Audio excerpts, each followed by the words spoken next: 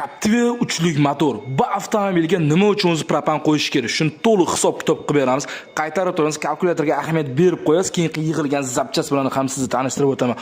O'rtacha propanni maksimum joydan qo'yadigan bo'lsa, hisob-kitob qilib beraman. Qarab turing, akalar.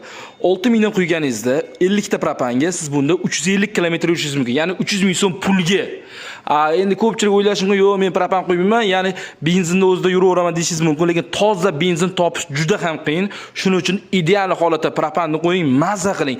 Kafolat oldi jihozga 100% 1 yil beramiz, ballonga esa 10 yil. Ish sifati yubileyniy bo'lgan, bitta ahamiyat berib qo'yishingizni talab qilib qolamiz. Обратga обязательно bu klapanni biz qo'yamiz, chunki davleniya birinchiga bunga keladi. Bundan keyin bu ruxsat bersagina reduktorga o'tadi. Ko'pchilik ishda oson bo'lsin deydi, arzon bo'lsin deydi-da, prama reduktorga ballondan kelgan davleniyani haydab qo'yadi. U juda ham katta xato bo'ladi. Propanning hidi shuning uchun chiqadi. Shuning uchun hamma joyda har doim qaytarib aytamiz, ofitsialniy dillerda uстановка qildiring.